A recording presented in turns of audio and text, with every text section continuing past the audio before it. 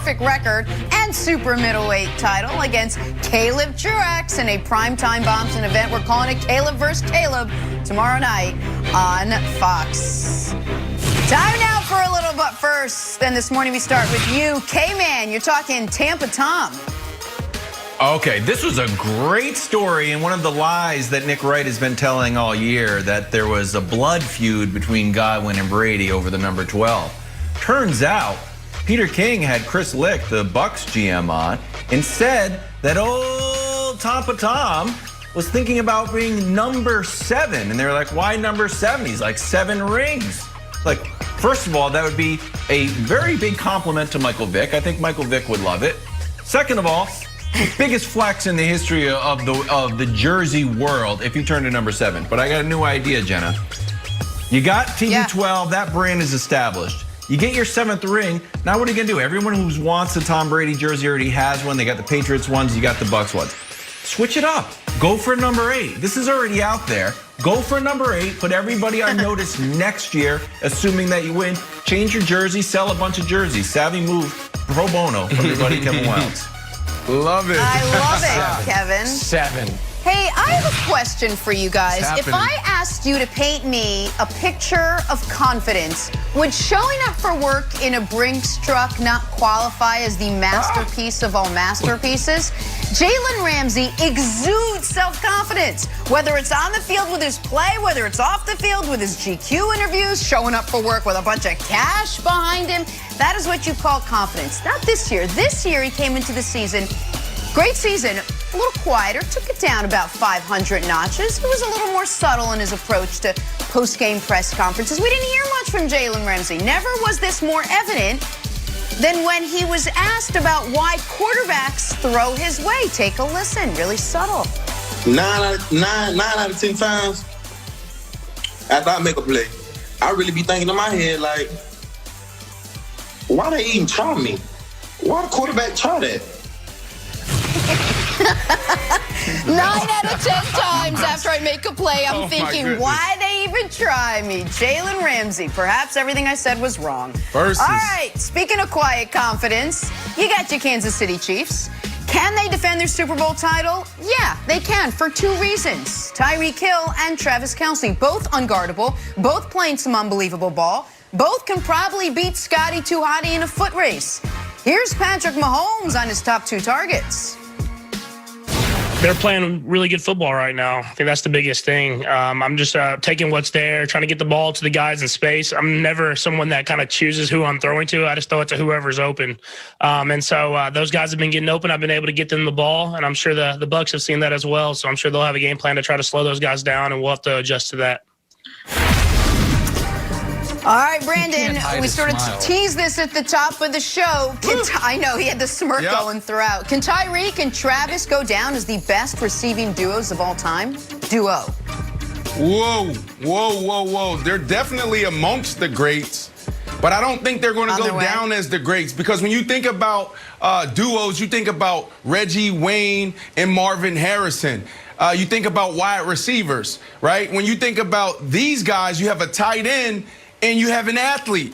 That's what you have. And the reason why this is an interesting conversation is because when you ask guys who their top 5 wide receivers are, the guy that's always overlooked, the guy that mostly missed the cut is always Tyreek Hill. Like, I did it earlier on this season, and Nick, you were like, Brandon, but what about? And then Essay, one of my friends, she's like, Brandon, what about? She's also from Kansas City. I'm like, you know what? You're right. We just had DK Metcalf and Justin Jefferson on I Am Athlete, and they gave their top 5, and neither one of them picked neither one of them picked Tyreek Hill. So I think there's this thing around Tyreek Hill where we think about him more of like a Devin Hester type guy, an athlete, instead of a wide receiver. He is redefining what it means to be wide receiver. So I'm glad that we're having this conversation, because it's time for us to respect what this dude is doing. You can put him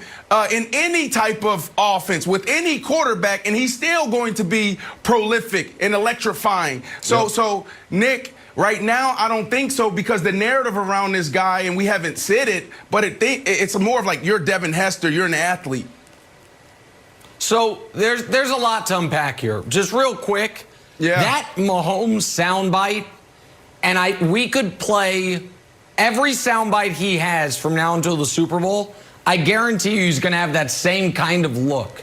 That wry, I'm hiding my smile, because I don't want to say the Chiefs are overconfident, but I think the Chiefs believe they can score 45 points in this Super Bowl. So go ahead and pack that one away. You can see it through all of his. I'm just letting you know. Now, as far as this specific question, that is a lot to unpack. The best receiving duo. Just look at him. He's like trying to hold back a laugh almost.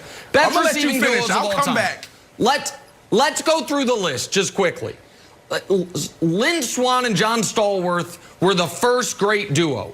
It's impossible to compare their numbers to any of the contemporary duos because the game was so different. But that was the gold standard initially. And then some people would say Rice and Taylor, but that's got a bit of a Jordan and Pippen feel to it, where it's one guy was so great, the other guy wasn't quite on that level. And then you've got 3 all-time duos. Our former colleague and friend Chris Carter and Randy Moss set the gold standard, but they only did it for 4 years together, but the numbers are out of this world. Brandon mentioned Marvin and Reggie. The problem is they actually only did it for 3 years together at a super high level, 04, 05, 06. The best receiving duo over a long period of time is Holt and Bruce. They had an 8-year run together that was absolutely remarkable, and they won a Super Bowl together. Well, Kelce and Hill are halfway to those 8 years, and their numbers are out of this world. In their 4 years together, they already have more yards than Carter and Moss together had in their 4 years. Their touchdowns are off the charts, and they're both under contract for Tyreek the next 2 seasons, Travis for the next 5. So it is not unrealistic, Wilds, to say they could go down as the most prolific receiving duo of all time. What Swann and Stallworth obviously have are the multiple rings. Well, these two guys are 9 days away from their second ring. So they win on Sunday. They 1 or 2 of them have another big playoff performance. Tyreek already had the biggest play of last year's Super Bowl. Kelce had the touchdown to get the Chiefs back going in that Super Bowl to start the comeback. I don't think it's ridiculous to say that a guy who came into the league as a kick returner and a tight end could end up as the greatest receiving duo in the history of the league. Ex-quarterback. Okay. Right. So, you know what's interesting about leading up to this week? There hasn't been a lot of bulletin board material. There were for the playoffs. You got people dancing on logos and juju stuff. But in the actual Super Bowl lead up, no one has said anything. So I think Todd Bowles needs to turn to the media and one Nick Wright to get fired up by saying that the Chiefs are going to put up 45 points. But here's the problem. My old buddy Carlton Davis, who has taken on as my second favorite Buck, got torched by Tyreek Hill. So Todd Bowles, you got to figure out what to do with Tyreek Hill here. But best defense is a good offense. Nick, I will bandy this back to you. Perhaps Mahomes has the 2 best weapons. Perhaps Tom Brady has numbers 3, 4, 5, and 6. So I would say that before we get too ahead of ourselves, saying that the Chiefs have some of the best wide receivers of all time, are we sure they have the best pass catchers on the field this Sunday? By this Sunday, I mean next Sunday. Brandon, yes, I'm sure, because the 1 and 2 are so demonstrably better than 3, 4, 5, and 6. And by the way, Brandon, did you see the graphical disrespect there? Scotty Too Hotty, the fastest man alive, doesn't even make the graphic. Scotty Too Hotty doesn't even make the graphic for our old buddy Kevin Wilds, Brandon. Wow. Wild disrespect. Come on, man. You got to show some respect. I like Scotty Too Hotty. 100%. But Nick, Wilds have a point.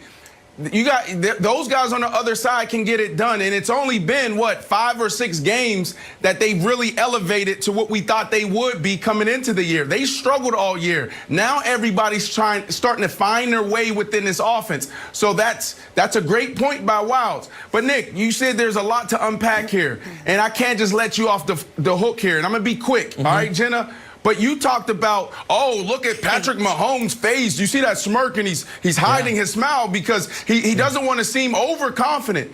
Nick, I've been watching film, buddy, of that first matchup between those guys this year. And I'm telling you, after that first quarter, it was locked down. You need to go watch the film a little bit more because quarter 2, 3, and 4 was a totally different ball game. Watch it. I think that little smirk that you're seeing is him kind of a little nervous, Nick.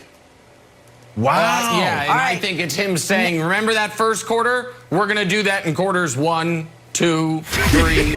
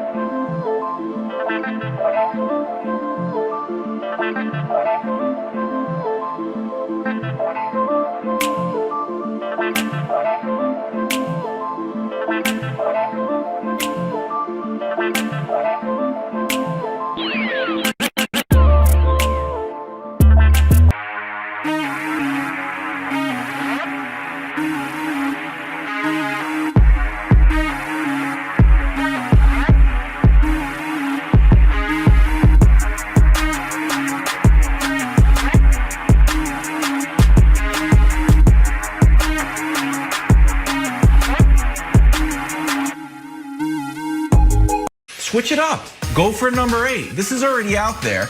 Go for number 8. Put everybody on notice next year, assuming that you win. Change your jersey. Sell a bunch of jerseys. Savvy move. Pro bono from your buddy Kevin Wilds. Love it. I love it, Kevin. 7. Hey, I have a question for you guys. What's If happening? I asked you to paint me a picture of confidence, would showing up for work in a Brinks truck not qualify as the masterpiece of all?